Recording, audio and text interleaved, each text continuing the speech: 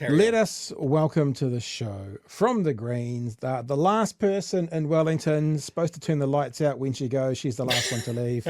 It's Huhana Lyndon. Kia ora, Huhana. Thanks for joining us. Kia ora, yes, I am the last person in the office. Yep, and you're going to turn the lights off. Do you guys have to lock your own offices, or does security come around and do that at the end of the day? Security will come and knock on the door and go, "What are you still doing here?" Right. Yeah. And you go, just talking to the boys, and it'll be fine. No one will worry. Now, we have, we're good friends here with Tanya Waikato, who brings every sort of issue forward, and she's talked a bit about the Pae Ora situation.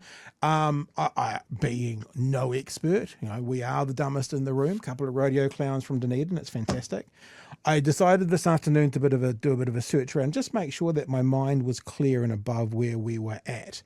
There is the odd article out there on the Pae Ora Healthy Futures Act. The government is telling us that it's going to ensure the health system is focused on delivering better outcomes for patients. But when I semi-understood what it was about, I am shocked at the lack of coverage. In all sincerity, like the last 3 months, if you Google it, you almost get nothing in the Google search other than the legislative changes, or actually government documents. You have to click on the news tab, and even then there's a couple.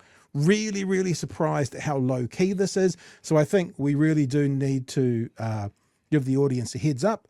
Tell them what it's about, because we don't want these things to slip through at 11:30 on a Friday night under the cloak of darkness, which is sort of happening at the moment. So it is the Pae Ora Healthy Futures Act. Tell us about it. Yeah, so what we have in the health system, and I'm the health spokesperson for the Greens, is like every day there's something bad in the health system. So we're getting layer upon layer of bad stories in a system that is in crisis. So we can't turn a blind eye to what is happening. And so it's awesome that you're going to be discussing, doctorless hospitals in Dargaville, but every day there's a drama in the health system. So, we stand on the front line with our nurses and our doctors who are protesting and striking. So for this type of change, and this is the Pae Ora Healthy Futures legislation, this is actually the framework and the law that guides the entire health system. It's kind of been buried and been moving very quietly through the House. And I was saying when I was doing my speeches on it, it's like a thief in the night, that it's happening so quietly that people don't see it's coming. And I've referred to it like the Regulatory Standards Bill Health, because the fundamental changes that are being made in the Pae Ora Healthy Futures Amendment legislation is fundamentally what we'll see if the RSB goes through. So Pae Ora Healthy Futures is visionary, really. It came through the vision set by Sir Mason Jury. So Pae Ora is about healthy, thriving individuals, whānau, and community. Like it's a Pae, the Pae is in the platform, and Ora, to be well. Like it's a simple formula in terms of looking at community care, targeting populations, and looking for equity in health, basically, because not everyone starts at the same start line. So how to provide equitable care, whether you're a whaikaha with disabilities, if you live in the far north like me, or deep south, if you might be takatapui, rainbow community, woman, all sorts, Māori Pasifika, there's space for all of us within Pae Ora legislation. Now, when the minister gave his announcement that Cabinet had approved this array of changes, the repeal of Pae Ora Healthy Futures, he said it was about cutting red tape and, making it clearer for everyone, which I absolutely debate, because what don't we know about healthy, thriving individuals, whānau, and community? Do we not realise that not everyone has same access to quality, timely healthcare across, the motu, Dargaville, for example? So these changes are significant, whereby the minister is repealing huge chunks of the legislation and changing the name. So, you know, with this government, we're going to go from Pae Ora Healthy Futures to Healthy Futures Pae Ora. So that's horrific in itself. But within the legislation, there's like the health charter, which is called Te Mauri o Rongo. And this health charter was developed alongside the workforce. And basically, it's like your safety charter for all workers within the health system to know that you are going to be protected, looked after, and your work conditions will be awesome, which is what we hear from our nurses all the time that they're being undermined with. So by removing the health charter, which was developed alongside the sector and community over a number of years, same with the whole Pae Ora thing, it came out of a big review. You know, unions, everyone was involved. That's taking away the worker safety, environmental stuff. Then we've got the health sector principles. And this is another section of the legislation that focuses basically on equity. And so equity is about targeting populations that might need additional support, like I shared about women or those in the disability community, quality, timely, accessible healthcare for those in need. And so Pae Ora came from a big system review, and also the Waitangi Tribunal had the Y2575 tribunal hearings, and a report came out. So there was a lot of evidence base behind Pae Ora being established. It's transformational, really, and that's where the Māori Health Authority came out of it, and this legislation, and all of the workings to bring to pass the vision of Tā Mason Jury. And it's so disappointing because we're seeing the unbundling of it in this amendment bill, whereby you're disempowering iwi Māori voice, which was the iwi Māori partnership boards, which were established. There's 15 of them across the country, and they were to be a part of the health infrastructure to work alongside councils, providers, and community to basically strategically commission services for their district. And there's 15 of them, and they're now being reduced to providing whānau voice. Health Māori Advisory Committee, the HMAC, is now going to be the one single voice of Māori, strategic voice across the entire health system. So that's a ministerial appointed committee versus the iwi committees that were established through a big process. So as you can hear, there's like tons of pieces to the legislation that are all being unbundled and repealed. And we just closed submissions on Monday. And I'm thankful that PHOs, Health Coalition Aotearoa, GPNZ, all the unions, community, iwi Māori partnership boards, everyone loaded it up. So we got nearly 1,800 submissions, which is pretty good for a quiet bill. And so thank you so much for really coming in strong to support the importance of what Pae Ora was meant to be. You mentioned the RSB and you like it to it. It's akin to the RSB. I think about kind of what I hear you saying when you describe Pae Ora is that it's kind of the foundational or the thing that upholds the rest of the health system, and I guess the policy and practice of that health system. So we got told by several people that the Regulatory Standards Bill would sort of impact every law that came on the books from here on in, and several that are already been.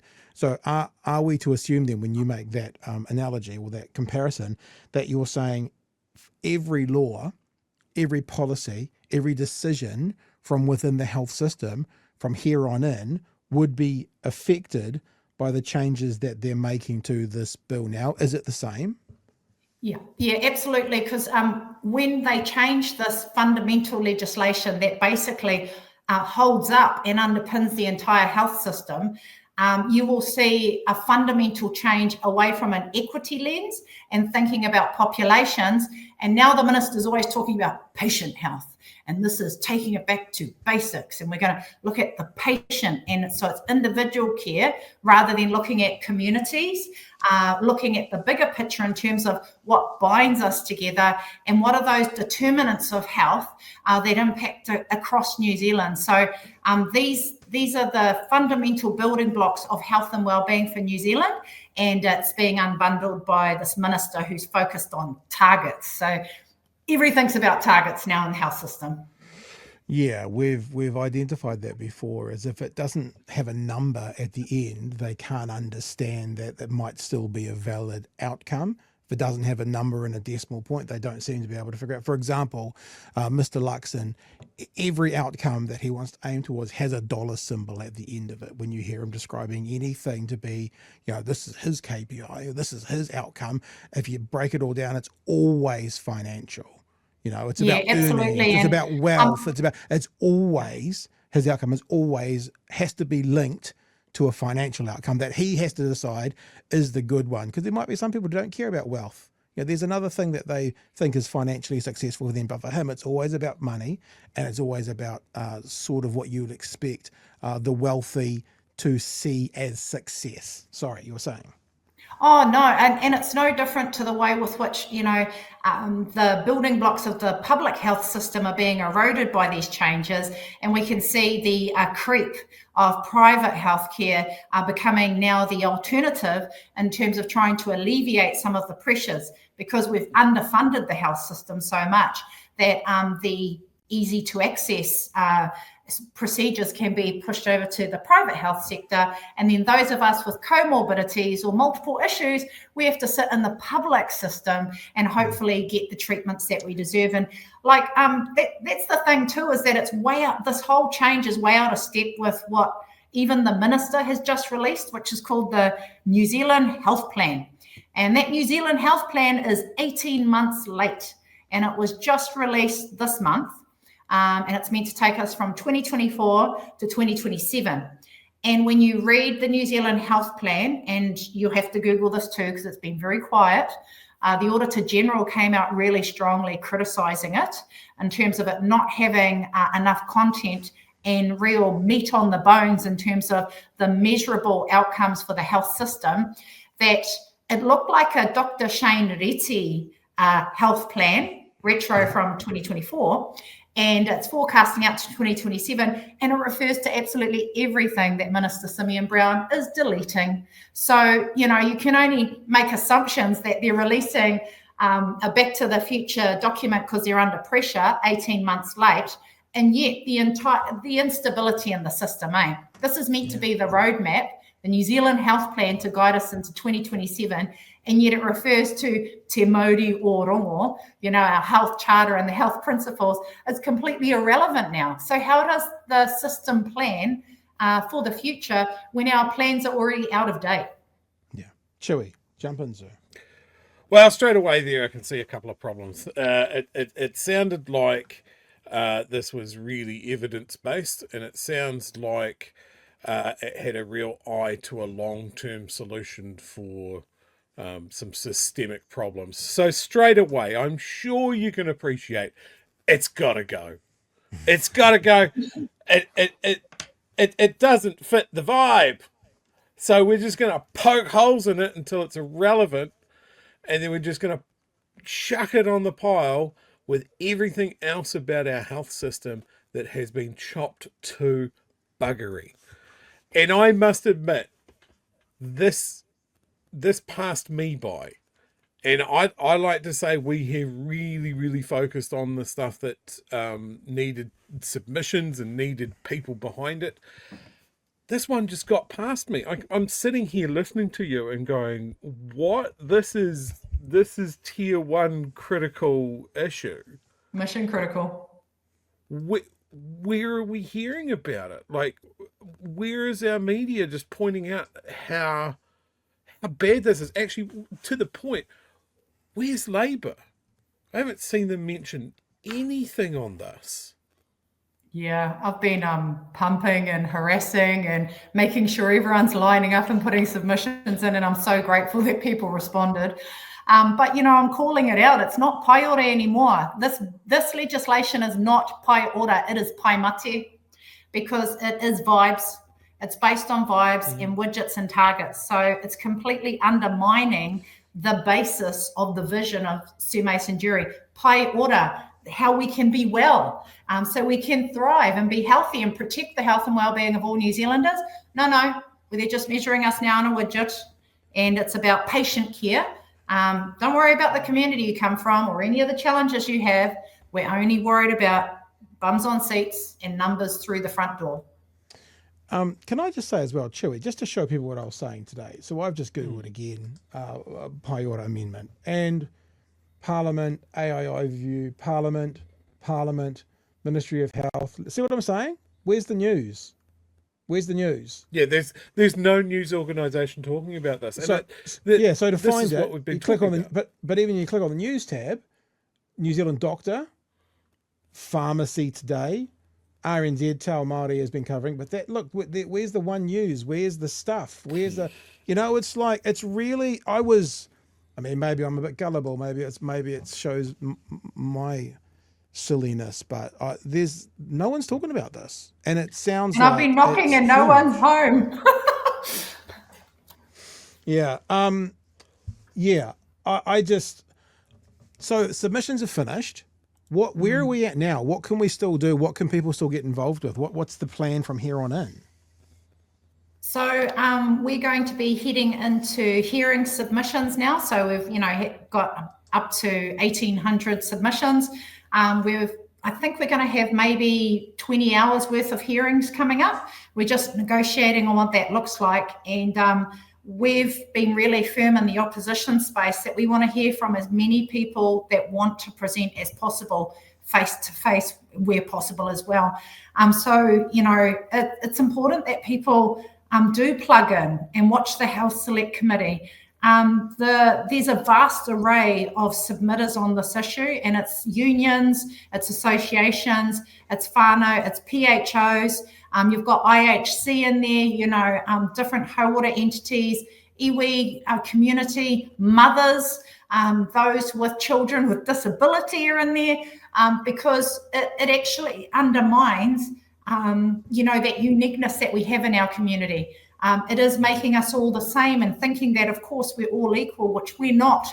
And so now when we go into submission mode, it is listening to the voice of community and trying to elevate it up and get people talking about it. Because when the this Pae Ora Healthy Futures legislation does come through the House, they're going to have the numbers to change it.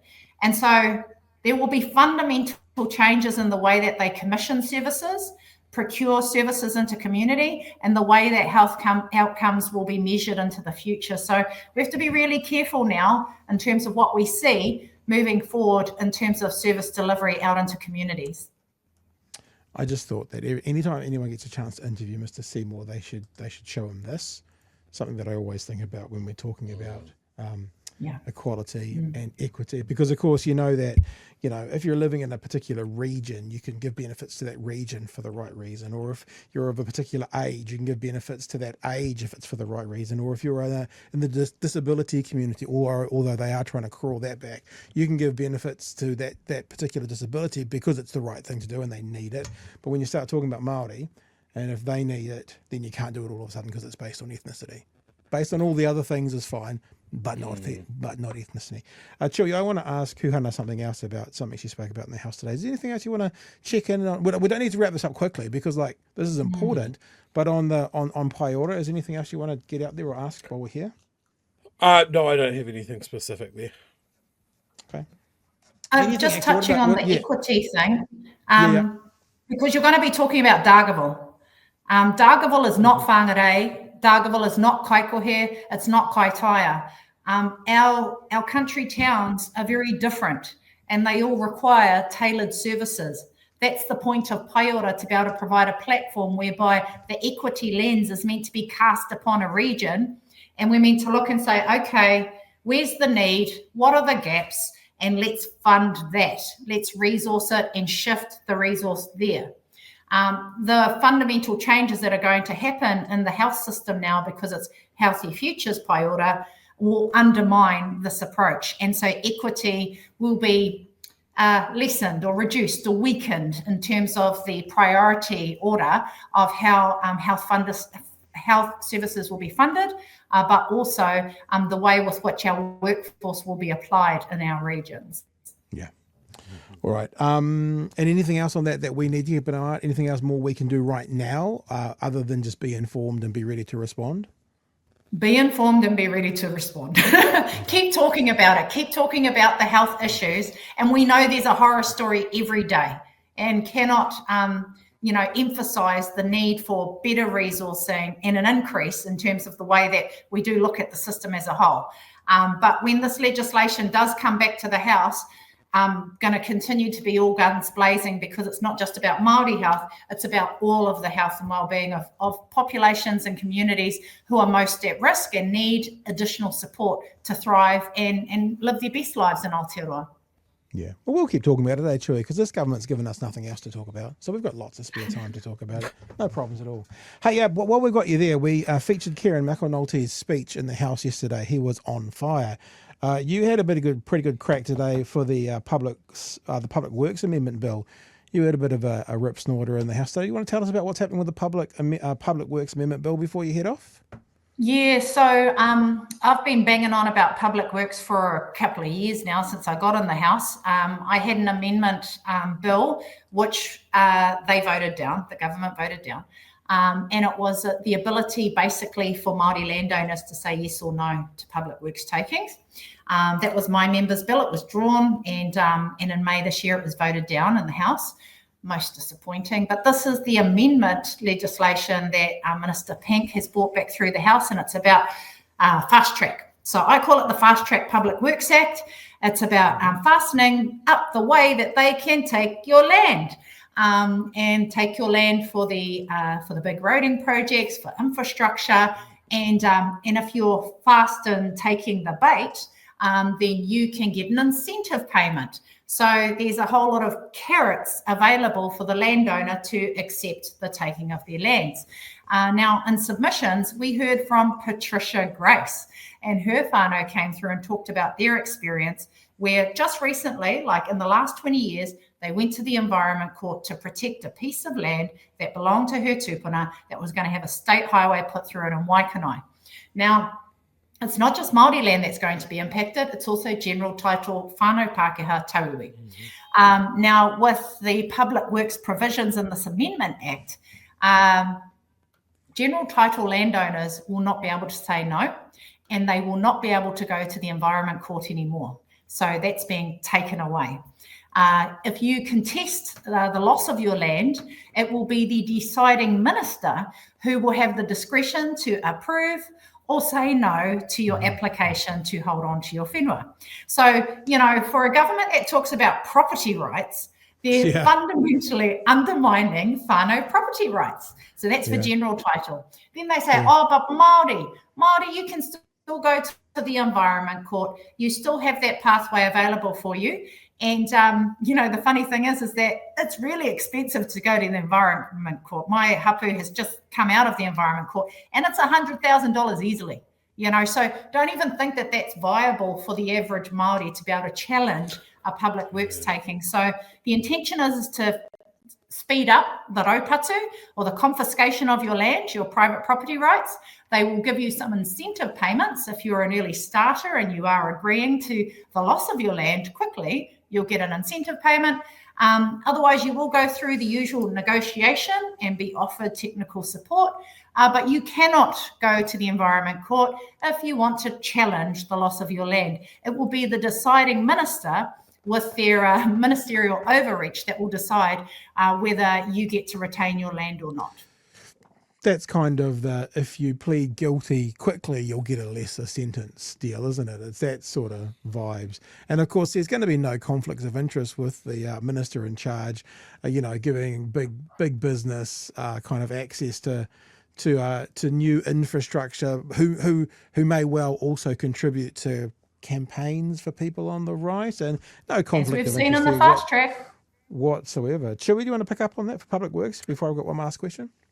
Yeah, look, I when this was first getting mentioned, down here they were using an example of a landowner north of Christchurch, I think around Rangiora or something like that, who was basically, as the story painted him, dragging the chain on selling his property that was the last piece required to build another highway. And that was the only example I saw used, was that it was going to be used as an incentive that someone could just get to the nub of it quicker.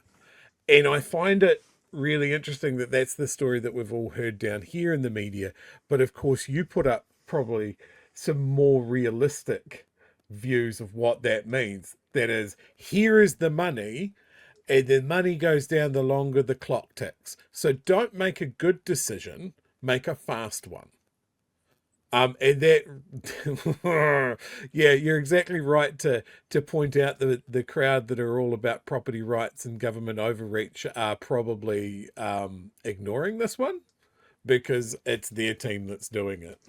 It's not just property overreach. It's like, remember these guys that they got in because they wanted to throw out those 1984 Orwellian control freak mandate people from the group before, whilst they're basically being 1984 Orwellian control freaks saying, well, if we want your land, we'll take it.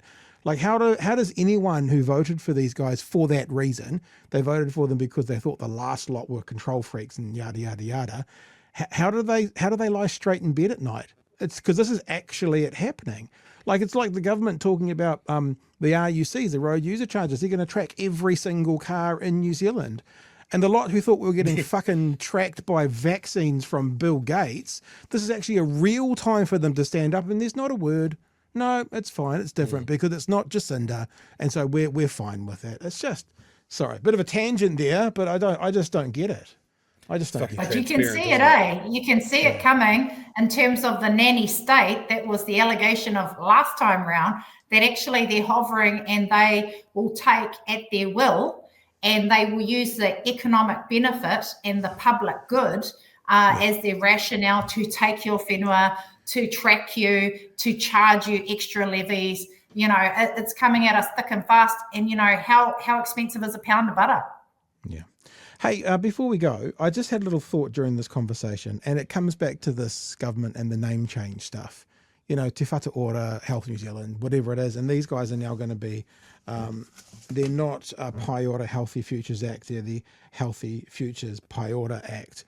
This is the thought. Now, I might be being a bit naive, and I'd like both of your takes on this. Every political party, Greens included, have a certain amount of political capital they can spend before the public goes, okay, enough. Why the fuck are they spending their political capital on this? Because this is not important. Why are they putting out there this sort of stuff? Why are they putting their political capital out there? Why are they putting themselves in front of the public more for this? When eventually all of the public gets sick of the people in charge. So you've got to find that balance between being in front of them and kind of staying out of the light. Why are they spending their political capital on this? Any thoughts, Huhana? Yeah, it is interesting. And I think it is in terms of maybe, you know, the drivers and the push and the pull and the coalition partners, because what I believe and understand in terms of the way that they're moving is that there's a legislation that comes before them, and they probably have to make some agreements in terms of the workable solutions between the three-headed taniwha. So if te reo Māori and the use of the language within legislation and in government departments and put it on your passport, if that's an issue for you, it's going to be a bottom line all the time. And we see that with Matua Wanitana. Anytime Aotearoa is said in the House, he jumps on it, you know. So I don't know what the driver is, but I can just see, you know, the three-headed taniwha, and there's clearly, you know, some bottom lines for them. And they are going after the reo, despite the fact we look at our pukus, you know, we're quite used to talking about kai. It's quite normalised now. We've invested in it for quite some time. It's an issue for someone within the coalition government. I like the Matua Wanitana. I like that. I'm liking that one. Chewie, what about you, mate? This isn't really a question specifically for Huhana. It's more of an opinion based. I know our natural inclination would be because they're pitching to their base, but why do you think they're using their political capital on this? feels like it's their shot. They're shooting their shot. Right. Like we've spoken about how the fact that these guys are losing a generational battle. And I think you were saying that it's that culture war put through, because they know that the kids that have gone through the schools in the last 20 years, say, there's been so much more effort put into it. It's so much more accepted than when I went through school or that sort of thing. So you can see them trying to slam it shut for the new entrants. You're seeing it disestablished through the rest of schooling. You're wanting the names scrubbed from government departments, from road signs, from our bloody passports.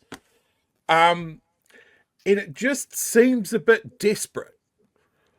Like, I talk to a lot of people, and we live in the South, so, I mean, it's pretty white at times.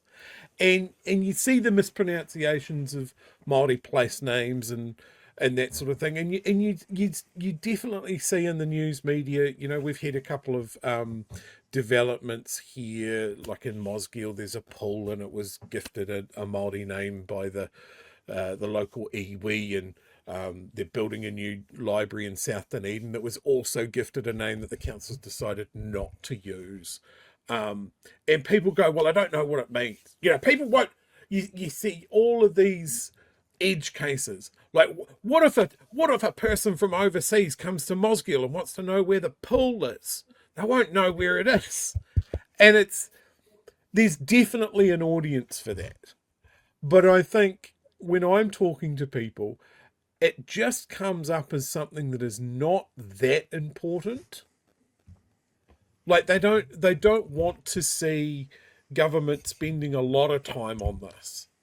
And I think if it just happens, people might grumble about it for a little bit, and then they'll either get over it or they'll die.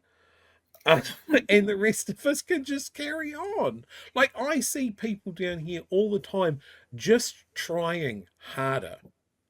Like, trying to get the pronunciations right, trying to get the vowel sounds right. And I think it's sinking in that nobody expects perfection. They expect effort. Yeah, absolutely. What it is, Chewie, and I've spoken to this before, is what's changed in this part of the world recently is it's gone from being that's not how you say opaho. It's changed from that to, and I can give you a story when we moved to Dunedin and we were talking to someone about coming down, and we told them about the road trip, and we went through Taupo and da-da-da-da-da-da, and the lady just looked at me and said, you pronounce it correctly. And the flip was not her fighting against it. She wasn't there, or she didn't maybe have the confidence to do it, but the change has been, we don't say it like that, to, there is a proper way to say it. I can't quite do it yet. That's the change. That's the change. Or actively seeing people jump between the two pronunciations in a conversation as they, shit, I said it wrong. You know, and I see that in my own mother quite often. Yeah. Huhana, it's been lovely to have you. I was just thinking, actually, this is like the metaverse. Maybe we can bring Gary in for 1 minute, because you're the health spokesperson for the Greens. We're about to talk to Gary about Dargaville. Maybe we could just link you two guys for 2 or 3 minutes, then we can say goodbye to you. And are you cool with that? Yeah, it'd be awesome to see Uncle Gary. All good. I haven't asked Gary that, but let's bring him in. I'm sure he's hearing us and he's ready for it. Kia ora, Gary. Kia ora. Did Huhana just call me Uncle Gary? Yeah. Oh God. Yeah. I am that old, huh? Alrighty. Oh well. I guess just I'll embrace Gary, that. We've been talking about health issues, health news, and we're about to go on and talk about it. And Huhana brought up Dargaville Hospital. I thought I just wanted to connect you guys. If there's anything that you guys want to talk about or share with each other quickly for 3-5 minutes, and then we can send Huhana off for the night and we can keep going on. Is there anything that you guys want to connect with or share about, or Huhana, is there anything you want to tell Gary, especially about that Dargaville Hospital example we just talked about? Well, I'm glad that it's being shared tonight. So thanks, Dr. Gary, for coming online and talking about it. Because what's happening in Dargaville will be something that we'll consistently start to see across other regional hospitals as the underfunding of the system continues to sort of just, turn off the tap. And we will be more centralised towards secondary care in our main centres. And that doesn't help us, because if we can stay and receive treatment in our own hometowns, that's ultimately the goal, isn't it? And so we need to see kaimahi, doctors, the health services fueled and resourced appropriately so that whānau and Dargaville don't have to drive an hour to come over to Whangarei for overnight care. It's pretty simple and it's fundamental. Even though it's an hour, it's significant for whānau who have to travel when we're lucky to have legal vehicles these days on the road. Yeah, I mean, we say an hour from Dargaville Hospital to Whangarei Hospital, but the reality, of course, is that if you live in a rural community, even further out, so I'm thinking of Poto Point, they've got to travel 30 minutes longer than you would travel if you were driving from Auckland to Hamilton. Those patients have a 30-minute longer drive than if you were going from Auckland to Hamilton. And that is to get into Whangarei Hospital if they are ill. So as always, guys, I need to preface our little chat by saying this is always me speaking in my personal capacity, not on behalf of an organization. But I think if any of us take a look at that map, you realize what's at stake here. People live in these communities. They live rurally. And if they can't get into a hospital, and Dargaville is just one of many, right? Bay of Islands is having challenges with staffing. Kaitaia is too. Rawene is gravely disabled, obviously, by its staffing problems for quite a while now. If you live in these communities, an hour and 55 minutes in from Poto Point to a hospital that has a doctor in it overnight, an hour 55 minutes is a really long time. Now, we have ambulances, we have helicopters, but they also are struggling to for funds and to maintain staffing. We've got a situation where the priorities, I think a lot of people would agree the priorities are not quite right when you're giving you're setting aside, a government is setting aside $300 million for oil and gas companies to help them afford their work. $300 million over several years to help Philip Morris cigarette company sell more heated tobacco products. So there's 600 million right there. Let's deploy that money to help people that need help, that are suffering and poor and rural and need assistance. I reckon, Gary, you've got a policy idea there. Huhana, going into an election, how far should a Kiwi have to live from an overnight doctor? Like, in all seriousness, like, what's the distance? Like, should every New Zealander, by right, live within an hour, 45 minutes, whatever the number is, of an overnight doctor? And that could drive policy towards, manning, peopling these smaller regional hospitals to make sure that they are staffed overnight, so you don't get the hour and a half drive to Whangarei or whatever else. Interesting. Yeah, I also work in the Whakatane or Portiki area, supporting the branches out there in the Green Party. And I want to shout out to the way that they utilise their health dollar in Whakatohea Health. They have nurse-led clinics for after hours, but they have a doctor that is meant to be on campus 5 minutes away from the clinic if needed. Like, they're trying to find different ways of working in Portiki. So if someone comes across from Te Kaha and it's after 6 p.m, the nurse can connect them with the doctor really quick. Different ways of using the dollar and the skills that are available in Portiki, which is not whakatane and it's not tauranga, so thinking about Te Kaha all the way Portiki, whakatane to tauranga. So, there's innovations everywhere, and it's just not fair the way that communities are being treated. We'll let you go, Huhana. We've kept you for damn near long enough. Thank you so much for joining us tonight, and really appreciate your time, and thanks for interacting with Gary, and I'm sure we'll catch up again super soon. So appreciate your time. Bye, Huhana. Ka pai, hei kona. Spokesperson Cheers. for the Greens, that is Huhana Lyndon.